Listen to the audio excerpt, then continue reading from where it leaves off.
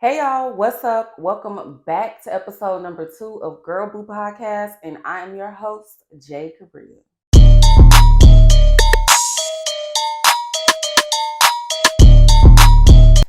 What's up, y'all? Welcome back to episode number 2. We really doing this, okay? Oh, let me just start off by saying thank y'all so much for just the response. The response to episode number 1 was just more than I can imagine. I have just been on a high that I have still have not come down from. It's almost been a week since episode number 1 premiered, and yeah, I've just still been getting feedback. I have been getting requests. People have already reached out to be guests on the podcast, which I was really shocked about that. And one comment I saw in particular that just really, really did it for me. A supporter messaged me in response to episode number 1, and she was just like, "Girl, we have been waiting for you." And I was just like, "Oh, thought y'all been waiting?" But no, that's what it was given. Okay, yeah, girl, we literally been waiting. It's about time. So thank y'all so much for that. I really appreciate that. I've just been so giddy. Y'all don't understand, or maybe some of y'all do, because again, the point is to be relatable. We're being relatable. We want to resonate with someone. And a lot of y'all said y'all could relate. So it's just like when you put out art or something you've just been working on so much, and it's cringy when you put out new things you're working on, new projects. And I mean, again, that's the point, I guess, especially when it comes to art and creating and things of that nature. Like I said last time, some things gonna be good, some things gonna be bad, but we keep going, whether it's good or bad.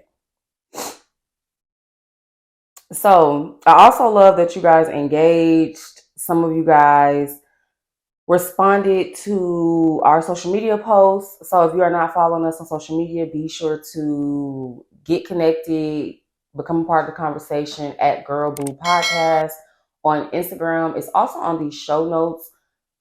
If you're listening on Spotify or Apple Podcasts, and it's in the description box below if you're watching on YouTube. So I asked on social media what y'all's dream girl looks like, basically, because I spoke about my dream girl, what she looks like, some of the things and characteristics and traits that she has. Some of you guys said powerful, confident, consistent, optimistic, delusional, which I love whoever said that. And those are some great responses, and I'm really glad that a lot of you guys feel the same way. Like that, I think that did it for me the most. That a lot of y'all have been feeling the same exact way that I've been feeling. So that was nice to know. So for today's episode, I just feel like because my first episode, it was kind of all over the place, and I don't just want to jump to another topic. I feel like this topic is a really big topic that we could kind of talk on for quite some time. Not saying I'm gonna drag it, but I do feel like it kind of deserves a follow up of some sort, or a part two. Um, and that's just me going based off the responses and the feedback that I got. A lot of messages that I read, where a lot of people were saying the episode was so inspiring and it made them want to start becoming their dream girl and things of that nature. And a lot of people are just having issues with starting. So I do kind of want to break that down, because let me say this: when you are on a new path, a transition, or you're in a transition phase, I feel like the only thing that's really going to make you start or even want to start is being tired of your own shit. And that's just me being honest. That's just me being honest. That's just me have gone through the things that I have went through. The only thing that literally, I'm telling y'all, it could have been one thing after another. I just ate it up. It's okay, whatever. Let's just keep going, da da da. But girl, after a while, you really look. But after a while, you really like look at yourself in the mirror, and it's like, okay, yeah, no, this I don't want to be this version of her no more. Like I want to change it up. I want to switch it up. Whatever that is, I feel like a lot of people feel like they're stuck.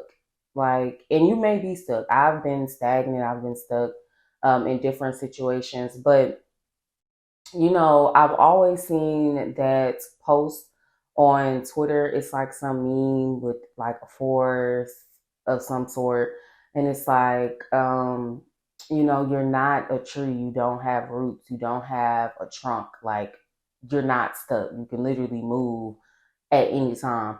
And I've always thought about that, even though it's kind of like, the same, but it's true. I mean, of course, we're rooted in a certain area or you're rooted a certain type of way, but I don't feel like it's that hard to just get up and go. I mean, the hardest part is the anticipation, anticipating it, getting ready for it, preparing for it, planning for it.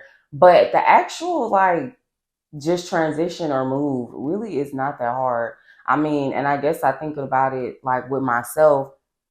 I went to college 9 hours away, and a lot of people might not think that's not a big deal, but I know people who've never even lived in a different state, and we're almost 30. Not saying that's a bad thing, but at 19, 20, that is a big thing. Like, it's huge to go to school so far away. I had no family, no friends, and that period was a hot mess, but it definitely taught me a lot. And I feel like a lot of times people just really have to do it.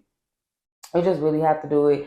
You have to hold yourself accountable. You have to decide what type of life you want, and you have to just be hyper focused on reaching those goals. Because I feel like when you really get sick of your own stuff, it really does become a point where it's almost like you can't even indulge in the things you were indulging in before. You know what I mean? And I'll give y'all like an example. Like, for me, it was just a point where I had like a certain lifestyle and it was fine. I was young. I was in my early 20s, but at some point I was like, something got to give. Like, going out every single night, getting lit every single night, every single day. It just came to a point where, like, I will never forget this boy I saw that I know. It was like a group of people that I know. It was like after a party or something like this. Now, mind you, this was before I was even in college. This was like my senior year of high school. And I just will never forget. He actually was like, oh my God, like, you sober? And it's not funny, but he literally was like, I don't think I ever seen you sober, because we didn't go to the same high school. And I remember saying to myself, like, what? Like, I just felt terrible. Like, I did not like that. To me, I was like, that's not good. Like, ew. Like, is he the only one that think like that? And that honestly did start like my transition. And I know that that sounds like so stupid, but that's when it like clicked for me. And I was like, you know what? I got some stuff I need to work on. And I want to say around that time, I wasn't much of like a spiritual person or really a religious person. Like, I would pray. I felt like I knew God and like I had a relationship because I prayed. That's a whole nother, I feel like, conversation. But long story short, I just remember one time like going through this phase where I it's like one of those phases where you're going through so much to where you can't even really like explain what it is you're going through. You're just going through it and you're doing the best that you can. I felt like that was kind of like me. Like, that transition from like high school to the real world was real weird, real shaky. I didn't go straight to college, and thankfully, I'm glad that I did not go straight to college. But it was just this very strange period I was going through where I felt like I was like fighting for my life. Not that I was like going to unalive myself, but it's just like, I don't know, that's what it was like giving, low key, because nothing was going right. I had no idea what I wanted to do in life. Like, I was working sucky jobs. It was just like a plethora of things. I don't know, not good things. Car issues, no car. It was just crazy. Like, all the things I was going through at like 18, 19. Whereas other like 18, 19 year olds, they're like transitioning to college or they're set up, with some type of career or something. That just was not my case. I feel like that entire year after high school, I was like fighting for my life, but it was for a good reason because that's when I really got like a real relationship with God, like a real one. And I feel like, and I say all the time, you know, for me to like get that self love, that self confidence, that real, like, I'm talking about really being locked in with myself, baby, it was nobody but me, God, and them four walls. Okay. I was in my mama house. It was a little tiny room, smaller than this, and than my glam room. And the struggle was crazy, but that really built up my relationship. Like, I felt like, not even I felt like, I was literally at rock bottom. Like, I had hit rock bottom. I had no idea, like, what am I doing in life? What is it giving? Where am I going? I had no idea, and I really had to lock in with God. And I can honestly say, ever since then, yeah, like we've been locked in. And I feel like a lot of people forget, like, when it comes to, because I know these days a lot of people are like, I don't know. It's a lot of different things going on, and I don't want to say this in a I just want to be cautious about how I say this. But people often forget it's about the relationship. And even my therapist had to remind me of that. It's about the relationship with God, not the religion. So if you take out all the Methodist, Baptist, Baptist, Catholic, if you take all that out, like, it's literally just focused on your relationship with Him and what that entails. And I feel like people think that it has to look a certain way. Also with church, I understand back in the day, I get it. We've all been through it. We've all had examples of people that weren't so godly, that was, you know, leading a whole church. Unfortunately, that happens. That happens, and there is no way I'm going to let one bad experience stop something from me. And I feel like that's like the big difference. Like with me, I'm not going to give up just because something didn't work out. Like, will I take a break? Yes. Will I put it down for a second? Absolutely. But give up? Absolutely not. And yeah, I just feel like when it comes to that, a lot of people are not resilient, and they don't have that resilience. And it's so important to have it, because if not, life will literally eat you up and spit you out. I mean, honestly. And I was trying to pull something up because um I thought I had it up.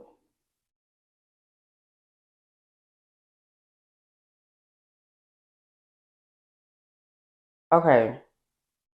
And let me tell y'all what resilient means. Resilient. Resilient. There we go. Okay.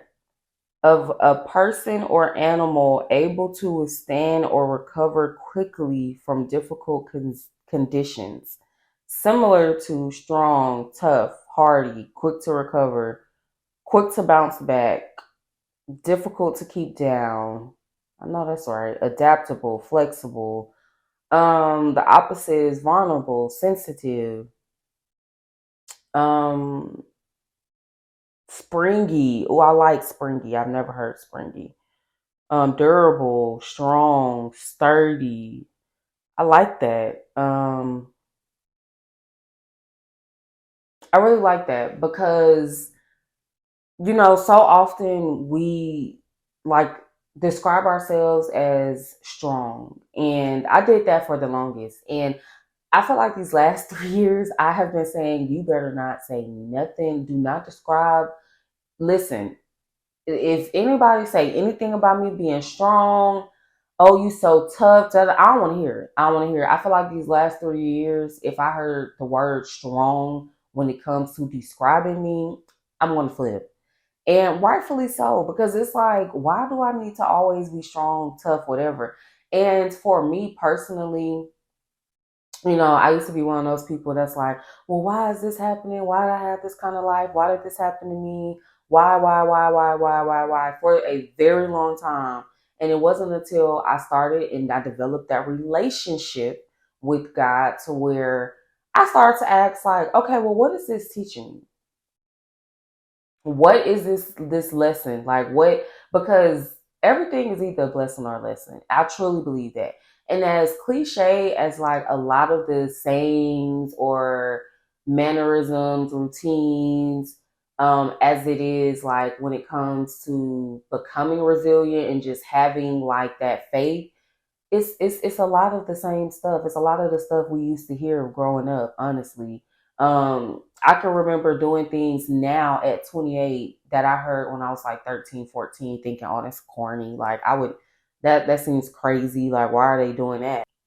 But the truth is, that's the key. That's literally the key. The key is honestly just bouncing back, trying again, doing it again. Like, I know I have the conversation a lot with people on being sensitive and how, like, this world isn't sensitive friendly, I guess we could say. And let me say this, I do feel like it's okay to be vulnerable. I feel like you should be vulnerable, but I do not feel like in 2023 and up you can be sensitive. I'm sorry, I just don't. And I know a lot of people do not agree with me on that. I have some very close loved ones I have like this debate with all the time. And I just say that because I feel like you have to literally show a different version of you to the world than you're going to show at home. And rightfully so. Like, why would you want to show everybody that side of you? You know what I'm saying? And I know a lot of people think like, oh, that's being deceitful and da da. That's not true. Like, think about it. Think about it with niggas. Okay, let's start there. You meet a nigga and he is just completely he's perfect, he's the one, the honeymoon phase, it's amazing. Then a few months into the relationship and he is like Satan himself. Okay. Am I saying this right? No, but I'm just simply saying people do that shit all the time. So like why not? Like you definitely can show a different version of you or up front. I think that you should. You definitely should because when it comes to this world, it's literally gonna eat you up and spit you out. But back to my original point of what I was saying. I used to hate when people would like describe me as strong, or I would go through like these crazy periods in time when I'm like, what the hell is going on? But I did start getting in the habit of just being quiet. If you be quiet, you really can learn a lot. And I didn't learn that until I got to my like mid to late 20s. Because when I was like in my early 20s, teenagers, oh baby, I never shut the fuck up. Like ever, never. Like me and shutting up, we never went together. Like always had something to say, always had a response, always had questions, like just blabbermouth. That's literally what it gave. But this Jade, I'm so quiet and I like to observe everything, like every single thing. It can be the most basic, simple thing, and I'm quiet because I just want to observe. Like I just want to see what's going on first. But to my point, now I understand that going through all of those things have made me resilient. Um, I have went through so much shit. Like I remember my therapist telling me, and she's not the only person. I've had other people tell me this too, like other like maybe close friends, family friends, something or whatever. Um, but I'll never forget her telling me like, "Wow, like you have lived a life that a lot of 40-year-olds haven't even lived, and you're half their age at the time. Half their age." And I was just like, I've heard that before because I did hear that before, and I did not like.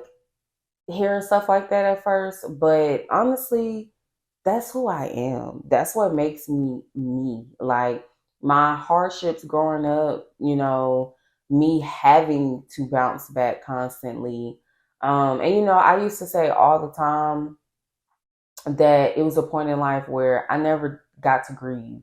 Like I always felt like I was constantly grieving something or mourning something, whether it was like a failed relationship, a failed friendship, a failed opportunity. I never gave myself, I'm sorry, I never had that time for myself to really grieve like anything. I feel like this is the most time I've had in my entire life to cry. And I have taken it. I have cried so much in these last 3 years. I can't even tell y'all. Like, let's just say 5 years. These last 5 years, baby, the tears can make a Nile River, another Nile River, as much as it's been. But that's because I didn't have that before. I didn't have that time to really sit in nothing. Like I couldn't. If I did, my bills don't get paid. I don't eat, things of that nature, like real life, like real life. I never had that chance. And, everybody can have an opinion. It may be good to some, it may be bad to some, but looking back on it, that's my experience. And I own that experience, because it's made me resilient. And I'm honestly grateful a little bit, because and I know it sounds weird because it's like, well, who want all these goddamn hardships, especially as a teenager or young adult? But let me say this, y'all. Things that are like breaking my peers or like my friends in their 30s and things of that nature, or just people in their 30s, I have dealt with years ago. The things some of them are going through at 35, 34, I went through at 24. I went through at 20. I went through at 18, and again, that isn't necessarily good, but it's made me resilient. And I feel like that's what has always just kept me grounded. Just being resilient and having that ability to just bounce back because everybody can't do it, and I'm grateful. I'm very grateful because there are a lot of things that I know I have been through that would have absolutely crushed other people. And I've had people tell me that. I've had people tell me that a lot of times. Like, I could be telling you the saddest, most fucked up story ever, and I could just have the straightest face. And that's happened before to where people are like, how are you just telling this so calmly? Like, this is so traumatic. And you know, if we just keeping it a buck, unfortunately, having a traumatizing childhood did that. It definitely did that, and I don't feel like there's a lot of things, unfortunately, that I've been through that could ever top those times in my life. Um, and yeah, I just think holding myself accountable, like what bad traits did I have before? When something happened, I would cry my eyes out. Why is this happening to me? Da, da, da. And then, like I said, one day I just took my power back and I was like, no, not why is this happening to me? What is this trying to teach me? Because y'all, I'm a living testimony. Like, listen to me when I tell you, it's been so many times where I would really question, like, okay, what is going on? Or I try to hold on to that person that God don't want me to hold on to, but y'all don't want to talk about that. Y'all don't want to talk about that because, baby, I'm telling you, once, God is trying to remove people out your life and you will not listen and you want to disobey him, oh, baby, let me tell you, he is going to make it to where that person gives you every single side angle to boot every way to kiss their ass. Like, they're going to show you exactly why he was adamant about getting them out of your life. Trust me. Trust me on it. It's happened to me too many times with friendships and relationships. Like, trust me when I say You gotta leave the person alone. For women, unfortunately, it's always that one nigga. You gotta leave him alone, sis. You got to leave him alone. He ain't thinking about you, don't think about him. It's really just that simple, but a whole nother conversation. Um, but yeah, I think holding yourself accountable. What bad traits do you have that you need to get rid of? You know, what are you doing today that is contributing to the end goal? What are your goals? You know, a lot of people don't have goals. And let me just say this. I know a lot of people are on this tip of the world ending and things of that nature, but baby, don't come over here with that shit. Okay?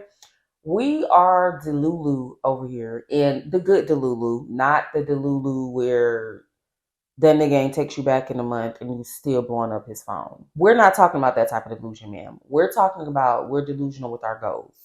We're delusional with our life, our livelihood, you know, what we see for ourselves. That type of delusion is very good delusion to have. The I don't know how I'm going to get it done, but I'm going to get it done trait is in me real bad, and that's always been me. You know, I will have no idea how I'm going to get something done, but it get done every single time, baby. The one thing about it, it get done every single time. But yeah, I think you have to really look at yourself in the mirror because at one point I couldn't, you know, and people laugh at me, but I literally can tell when someone cannot spend time with themselves. Like, and I mean to the point where I could like call it like at the snap of a finger. And I know because I was that person, you know, before that time of my life where it was just me and God in the room. I couldn't sit still. I couldn't look at myself. I couldn't be by myself.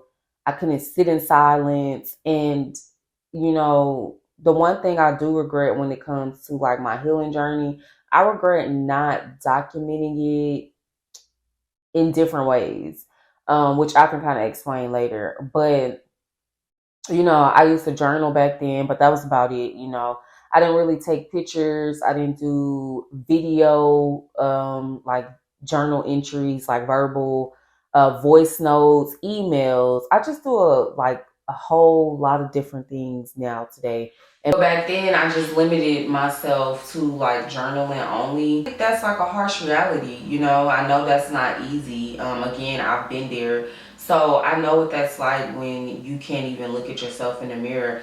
But my whole thing is a lot of my supporters, we're around the same age group. Y'all, we are not getting no younger. It is imperative to get a real relationship with not only God, but yourself. You have to have a real relationship with yourself. And I feel like that once you get that down pat, the rest will literally start falling into place. And when I say have a real relationship with yourself, I literally mean date yourself, love yourself, be by yourself.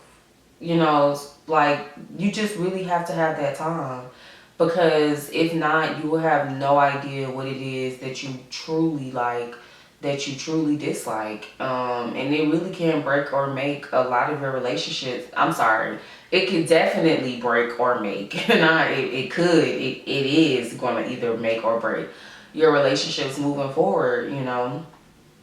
And I tell people all the time, you cannot do anything if you do not have a real relationship with yourself and if you do not love yourself. You can do it, but you will not be successful with it. And what do I mean by that? Dating. If you do not love yourself, and I don't care, I would love to debate it. Maybe not. Cause baby, they be trying to come for me on Twitter. But because I've said this before, but you cannot be in a relationship if you don't love yourself. I don't care what nobody says. It's never gonna work. It's never gonna work. Because how do you even know what you want from that person if you don't even know what you want for yourself? Like, make it make sense. How you gonna love somebody else and pour all into another person and you can't even pour into yourself? Or you don't even love your damn self? Like, that makes no sense.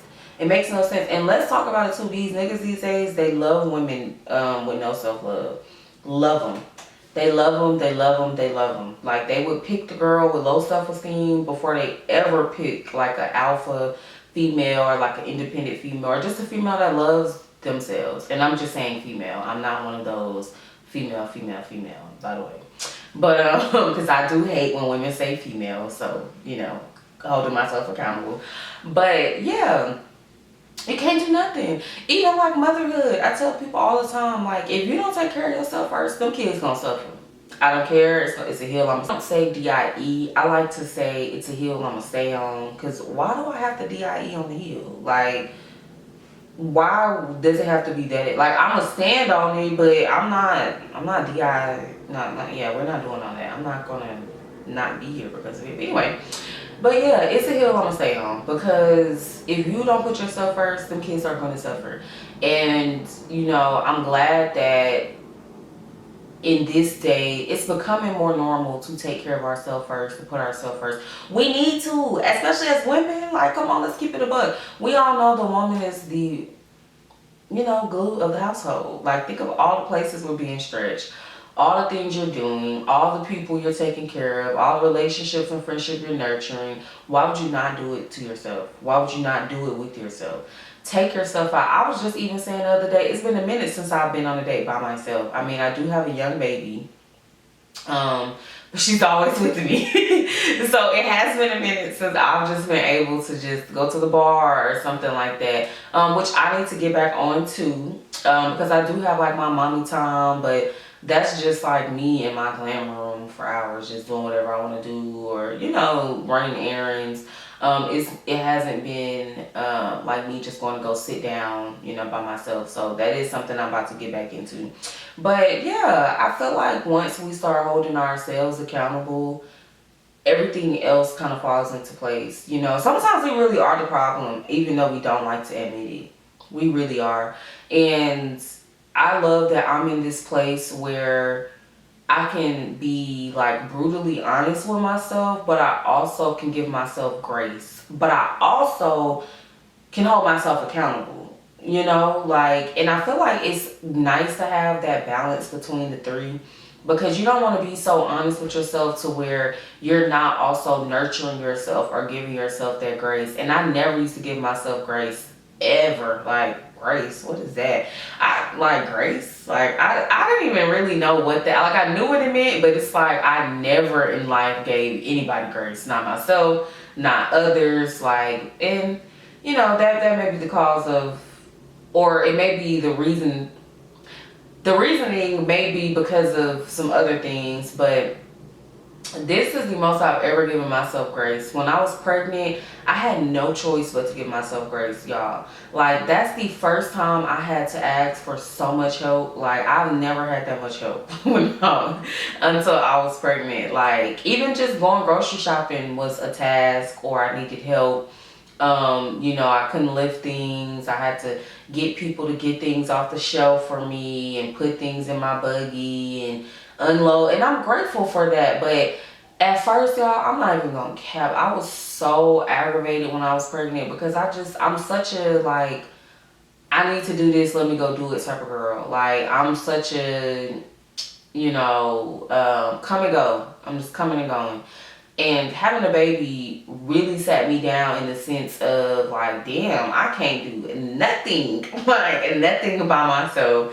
And it's humbling. It's definitely humbling. Becoming a mother is so humbling, because I've just never had to have help. Like, I remember just crying because I couldn't, like, unpack our house for real in like 2-3 days when we first moved into this house. And I remember my man coming home like, it's okay. I know he probably thought I was batshit crazy when I was pregnant, because the way I would just bust into tears about any and every little thing was ridiculous. And that was another thing that bothered me, the emotions. I'm just so not a openly emotional person, because I am emotional, but I like to be emotional behind doors. I like to have like the tough exterior act, and then be completely different when you get to meet me. Yeah, I like that MO.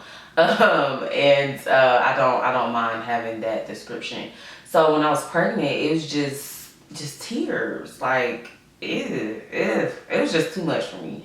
But it's humbling, and it allowed me to really learn what it was like to not only give myself grace, but to extend it to others. It made me look at past situations that a little differently, where maybe I should have given someone more grace.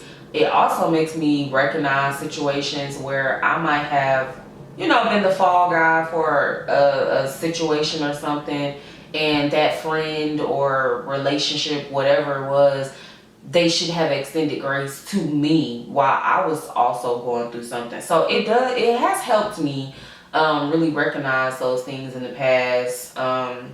And just past situations, it's helped me understand some things and really honestly kind of become at peace with some things that happened before that I didn't necessarily get closure to, which I don't believe in closure, but to where it was just like, okay, and yeah, just holding myself accountable. And I think people think accountability is like a bad thing, but it's really not. It's really a good thing. It's you really sitting down, debunking, what's going on. What's going on, and what do I need to go on? Like, what do I need to happen? Or it's just you figuring out things, getting to the bottom of things. And I feel like people think you have to like hold yourself accountable with just certain things, but it's every area in life. If you don't have accountability, how are you going to stick to it? How are you going to create the routine? How are you going to make it a habit? These are things that happen when you have accountability and you hold yourself accountable. And it's not just with like things like working out or let me make sure I call my friend. No, it's things like, I know I'm going through a tough time right now mentally. What am I doing today that's going to really release these feelings? What am I doing today that's going to help me feel better? And I think people think holding yourself accountable, it has to look a certain way, but it doesn't. It doesn't. It's literally your world.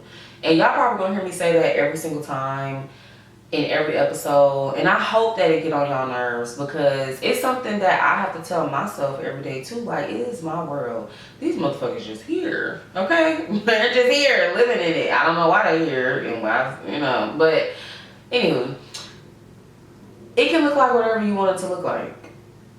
Healing is not linear. It's very zigzaggy, because people say roller coaster.